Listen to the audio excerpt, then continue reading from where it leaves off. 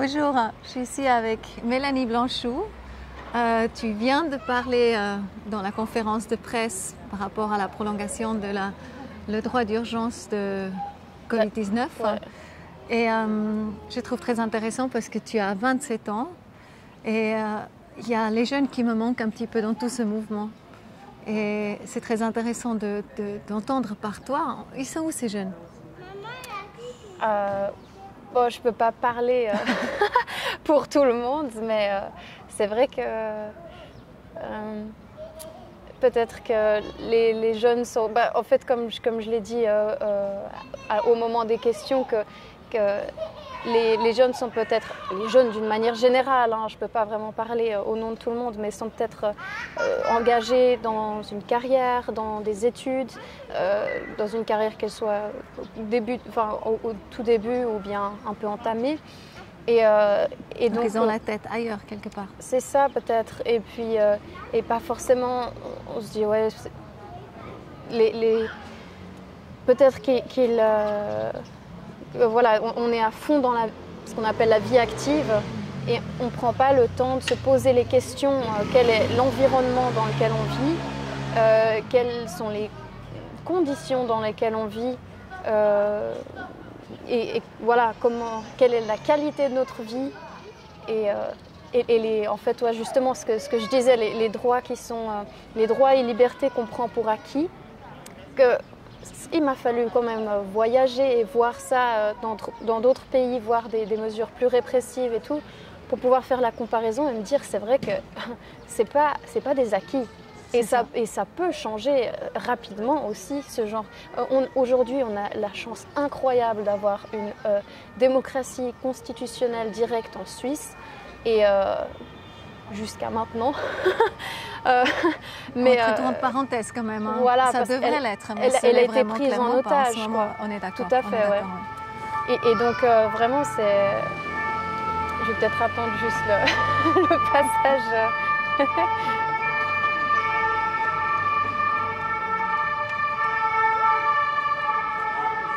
Donc oui, c'est peut-être ça qui manque. Le temps de s'intéresser à ces choses-là et puis justement de se dire bon c'est bon, ça a toujours été comme ça, mais de ne pas se rendre compte que justement ces choses-là peuvent changer et sont en train de changer et qu'il est temps de faire quelque chose et que le travail dans lequel vous vous engagez, les études dans lesquelles vous vous engagez, si le marché du travail et l'économie se cassent la gueule complètement, pour parler en termes famille, mais ça ne servira à rien d'avoir fait tout ce que vous avez fait comme études, comme travail et tout ça. Si tout ça et comme on a vu, le PIB est en chute libre, le taux d'exportation est évidemment aussi en chute libre, sauf pour la chimie et les pharma. Donc le taux de chômage, 50% de plus par rapport à l'année précédente. C'est vraiment des faits concrets qui peuvent montrer aux jeunes, voilà, c'est en train d'arriver, quoi. C'est pas juste de la théorie, peut-être un jour ça va disparaître. Et comment les rendre attentifs justement quand même? Alors ça, c'est le rôle de qui? C'est un peu le rôle de tout le monde. Mais après, je pense pas que ce soit juste de dire à les jeunes si ou bien les vieux ça. Les vieux ou les... voilà, en parlant des différentes tranches d'âge par opposition. Que ce soit des différences de genre ou d'origine ou d'âge ou quoi que ce soit, je pense que c'est vraiment c'est quelque chose qui concerne tout le monde et c'est vrai qu'il y a peut-être plus le temps de s'engager dans ces recherches si on est peut-être à la retraite ou qu'on a vraiment quelque chose de bien posé dans sa vie, une carrière bien posée, tout ça. Peut-être qu'on a plus le temps, mais je ne suis pas forcément sûre. Non, c'est vrai, et c'est pas que... seulement les jeunes. Mais c'était juste hier soir, j'étais témoin d'un acte qui était assez particulier parce que j'étais dans une assemblée avec une centaine de jeunes, vraiment autour de 20 ans. Et à un moment donné, le prof leur a dit qu'ils pourraient enlever leur masque. Et il y a 3 personnes qui ont enlevé le masque et les autres non. Et après, j'ai posé la question pourquoi et ils disaient qu'ils ont peur pour leurs parents, pour leurs grands-parents, etc. Donc ils sont extrêmement responsables par rapport au bien du prochain et quelque part ils ne savent pas en fait, ils ne sont pas informés, ils ne savent pas que voilà, il y a plus assez d'oxygène, etc. Et ils disent ouais, on respire très bien, c'est pas trop un problème. Et puis on fait vraiment confiance au gouvernement. Ouais. Alors ça, c'est vrai que ça, c'est un bon point en fait, ce que tu soulèves là, c'est que la stigmatisation qui a été faite par rapport aux jeunes et comment on les a culpabilisés, vous voulez tuer votre grand-mère, tout ça. Même les enfants maintenant. Hein, non, je pense que ça doit être aussi, très franchement, découlé de ça. Après, voilà, je n'ai pas les réponses à tout, mais c'est sûr que quand on dit à quelqu'un vous êtes en train de faire du mal à quelqu'un, comme j'ai dit, je pense que le cœur de l'être humain, l'essence de l'humain est fondamentalement bonne. Et dans ce sens-là, c'est facile de le manipuler, de nous manipuler en utilisant la culpabilisation, stigmatisation, etc. Et donc je pense qu'il y a beaucoup de ça. Mais encore une fois, ça c'est quelque chose qu'on retrouve souvent, de vouloir séparer les gens. Ah, les jeunes, les vieux, les jeunes sont contre les vieux, les femmes contre les hommes contre les femmes, bref, non, les blancs contre les noirs, c'est justement l'inverse de ce qu'il faut. Ce qu'il faut, c'est de l'unité. Et de mettre de côté nos différences d'opinion, d'horizon, de tout ça, et de voir qu'est-ce qu'on peut créer ensemble. Moi, je vois vraiment des gens qui ont des opinions très différentes de moi,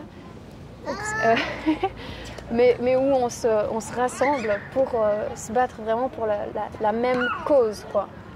Et ça, je trouve, donc la liberté au final et la préservation de notre démocratie. Et ça, je trouve vraiment important. Ouais. Et qu'est-ce que ça fait avec toi maintenant qui est vraiment active là-dedans et tout? Qu'est-ce que ça te procure? Ça te procure de la joie, ça procure être vraiment active. Qu'est-ce que ça fait avec nous en fait? Ça donne quelque part le sens. En vrai, j'ai pas vraiment le temps de me poser et de me poser la question. C'est vrai que je suis un peu à fond là-dedans. Mais tu le sens en toi. Mais c'est quelque chose. Là, en fait, je peux juste dire que je le fais parce que je sens que c'est juste. Oui. C'est tout. Si j'ai pas de manuel préparé où je sais exactement ce que je vais faire et comment. J'apprends en faisant les choses, mais je me laisse juste guider par cette sensation de faire ce qui est juste. Et ça, je pense que c'est quelque part le point crucial de tout ça, c'est que si tout le monde suivait son compas moral, vraiment, de ce qu'il pense être profondément juste, on a tendance à se dire oui, mais bon, c'est mon travail, donc je suis obligée de suivre ces choses qu'on me dit de faire, même si je ne suis pas d'accord. C'est mon travail, je peux faire une exception à mon compas moral. Oh, ça me fait gagner de l'argent, ou bon, ça m'embête ça m'évite des ennuis avec les autres, c'est pour plaire aux autres, etc. Ça, c'est tout. Si on sent que quelque chose, fondamentalement, nous semble vraiment juste, ou faux, justement, il faut suivre ce compas moral. À mon sens, c'est peut-être le plus important. Mais aussi, ça apporte vraiment cette satisfaction, non? De pouvoir être active, c'est quelque chose qui te remplit. Oui, tout à fait. Alors, c'est ça, c'est que... Salut, bonhomme. C'est que ça donne un sens à ce qu'on fait. Et je pense qu'il y a beaucoup de gens qui sont en quête de sens. Le sens, il est là. C'est que vous suivez ce que vous sentez être juste et votre... En fait, le respect de qui vous êtes, quoi. Le respect de l'essence de l'humain. Il faut se respecter un peu, on vous dit, non mais... Mais c'est une invitation extraordinaire aussi, en même temps, tout ce qui est en train de se passer. Tout à fait, ouais. C'est vraiment de dire, ok, en fait, moi je suis qui par rapport à ça? Oui, tout à fait. C'est pouvoir se positionner par rapport à... Est-ce qu'on privilégie l'illusion temporaire de sécurité par rapport à la liberté? Ou est-ce qu'on veut prendre cette chance qu'on a de pouvoir affirmer sa liberté, et ce qui se traduit par une responsabilité de sa vie. Chacun est responsable de sa vie. C'est ça. Donc, ça, c'est très encourageant. Ouais. Après, ce que je trouvais vraiment très intéressant, tu as extrêmement beaucoup, tu as beaucoup d'exemples par rapport à tout ce qui se passe dans le monde. Ouais. Si tu voulais juste énumérer quelques-uns, là, tu es au courant. Alors, oui. L'Australie ou... Oui, donc, bon, alors, par exemple, en Australie, justement, ils ont fermé les frontières, c'est-à-dire que leur population ne peut pas sortir de l'Australie. Par exemple, j'ai une amie qui voulait venir en Europe et qui s'est vue refuser la sortie de son pays. Donc là, on n'est pas en Corée du Nord ou en Chine, on est en Australie. Et puis, même les citoyens à la double nationalité et tout ça, ils sont coincés. Donc il y a quelques exceptions diplomatiques, machin, mais ouais, enfin voilà, il faut pouvoir fournir une explication et le gouvernement décide oui ou non. Et donc il est question de maintenir ces mesures jusqu'à en tout cas 2022. Pour ce qui est en Écosse, la police peut par exemple rentrer chez les gens sans mandat. Ça vraiment, c'est des dérives. C'est comme au Québec. Je crois aussi qu'ils ont le droit de rentrer chez les gens. S'ils ont des réunions de plus que 5 ou je ne sais pas quoi, ils peuvent embarquer des gens. C'est possible parce que c'est vrai que le Québec en ce moment c'est un peu la misère à ce niveau-là. Mais je ne sais pas exactement toutes les mesures pour chaque pays. Mais par exemple en parlant du Québec, ils ont le Jacques Girard, le chef du département de la santé, lui a dit donc qu'on a les moyens et on a déjà utilisé ces moyens d'isoler des personnes de force en les mettant dans des infrastructures adaptées. Et quand on lui a posé la question de savoir où se trouvaient ces infrastructures, il a gardé le Ça, c'est sorti pour l'Allemagne maintenant, qu'ils ont des halles de gym où on fait la gym. Ouais. Et en fait, ils sont en train pour les gens qui ne se tiennent pas à cette obligation de rester à la maison s'ils sont en quarantaine, ils peuvent être embarqués et être mis en fait dans ces quarantaines, dans ces halles. Donc il y a des choses qui sont en train de sortir, mais tu connais encore beaucoup d'autres exemples. Alors je ne sais pas particulièrement pour l'Allemagne par rapport à cet exemple-là. Ne serait-ce que... alors c'est vrai que c'est les infrastructures dont on parle là, ils existent déjà aux États-Unis, en Nouvelle-Zélande, etc. Sauf que en fonction du pays, des fois ils font savoir où se trouve le lieu, mais dans certains pays ils ne le disent même pas. C'est-à-dire qu'on peut vous prendre, vous mettre quelque part, vous êtes là, personne n'est là pour surveiller ce qui vous arrive. Vous dire il est mort du Covid. Enfin voilà, après c'est vraiment extrême, mais ce sont des mesures qui sont possibles, qui pourraient éventuellement arriver ici en Suisse. Et donc c'est juste à titre d'exemple et de vraiment comment on dit d'exemple vraiment, de ne pas se laisser faire. D'avertissement, voilà, de dire, écoutez, voilà, ça c'est ce qui se passe dans le monde. Ouais. C'est des choses qui peuvent arriver et on est vraiment sur la voie, les choses vont dans ce sens. En prenant du recul et en regardant tout. Voilà. Et les bases légales sont là pour beaucoup de ces mesures-là. En Thaïlande, par exemple, on a à Bangkok, on ne peut pas rentrer dans un magasin ou transport public sans scanner l'application de traçage qui s'appelle Taichana là-bas. Et ils étaient tout fiers de dire qu'ils avaient repris cette application du social credit, donc du crédit social de la Chine, qui est donc... Encore une fois, moi en fait ces choses je les ai déjà dites pendant l'interview, donc je vais peut-être pas tout répéter, mais c'est vrai que c'est assez... Après c'est notre clientèle. D'accord. Notre spectateur, oui. Donc voilà, donc oui, en se basant alors sur le social credit system de Chine, qui est vraiment une des formes les plus arbitraires et totalitaires de dictature, à mon sens. Et ils ont dit donc quand ils ont mis en place cette application qu'ils étaient donc ils en étaient fiers de s'être inspirés de ça et que ça allait aller dans cette direction, quoi.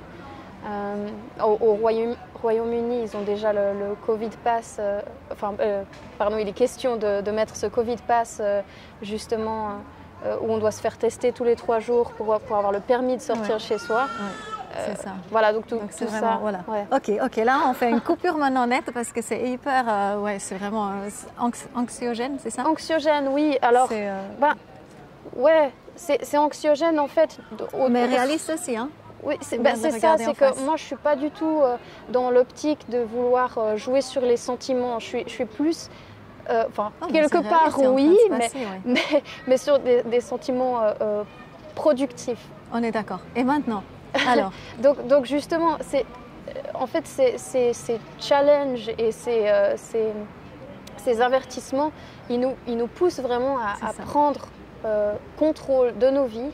Peut-être quelque chose, une chance qu'on n'avait pas réalisé qu'on avait avant et que, encore une fois, en Suisse, c'est une exception. Les autres pays que j'ai mentionnés n'ont pas cette chance-là. C'est vrai.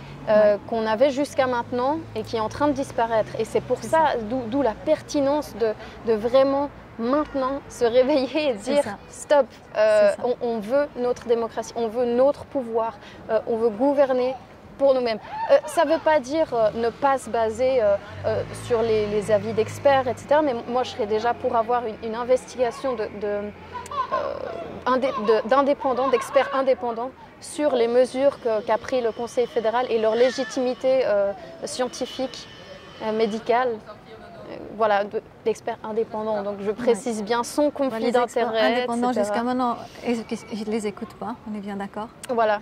Après, ce que je trouve aussi intéressant, si tu t'imagines maintenant, disons nous passons tout ça et en fait on sort vraiment à l'autre côté de cette crise, comment tu t'imagines le monde à ce moment-là? C'est une question un peu vaste. J'imagine le monde comme un lieu en fait je ne sais pas comment dire ça sans utiliser des mots un peu clichés qui font un peu... C'est ok. mais simplement, alors déjà sous une forme communautaire, de solidarité, d'entraide, où les gens connaissent leurs voisins, se protègent et se soutiennent mutuellement. Que les gens sachent, par exemple, juste un exemple, que les gens sachent ce qu'ils mettent dans leur corps, c'est-à-dire au niveau de la nourriture, que les gens, de manière générale, qu'il y ait plus de focus sur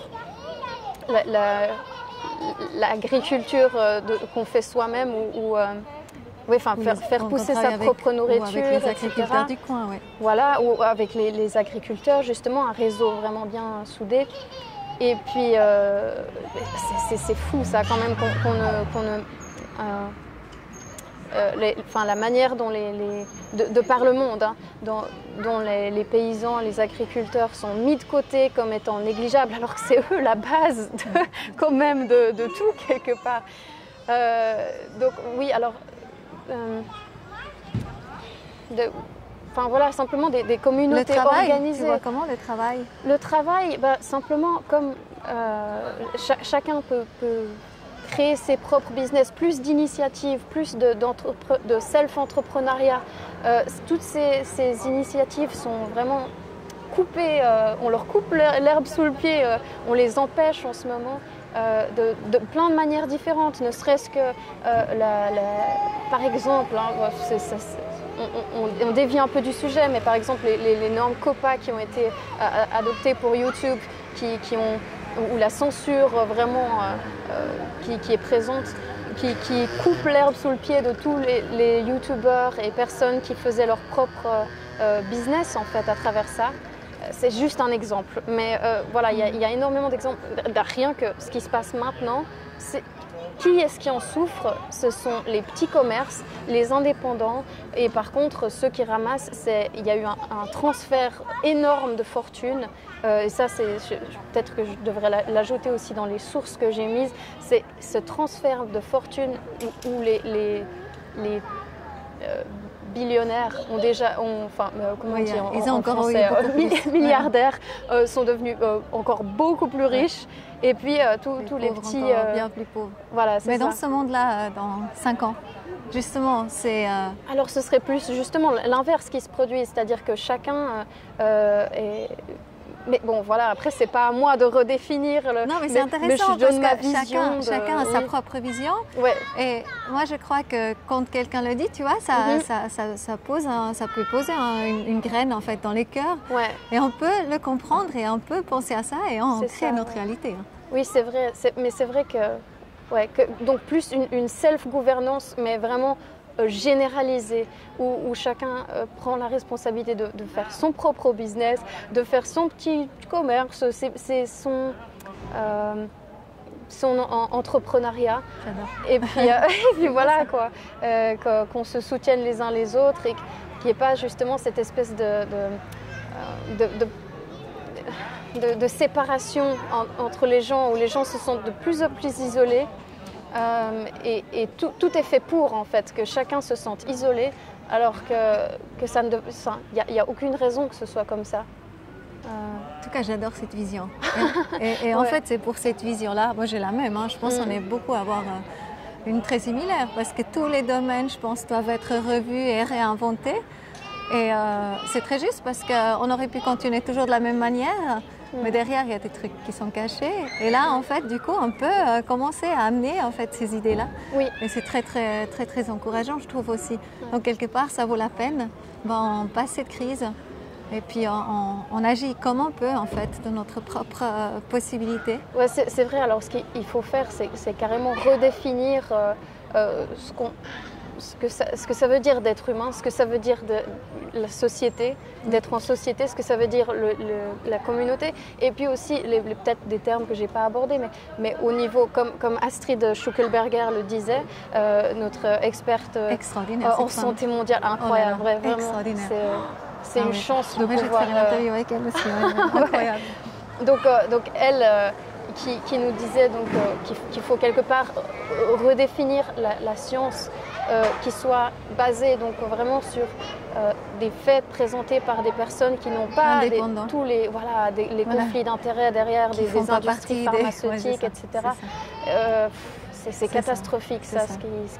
Mais dans 5 ans, ça sera comme ça. Oui, alors voilà, si on fait quelque chose, tout à fait. Ouais. On a tout à fait le potentiel. Vraiment, je crois en l'humanité, je crois en notre capacité de s'unir pour créer ce monde-là. Ouais.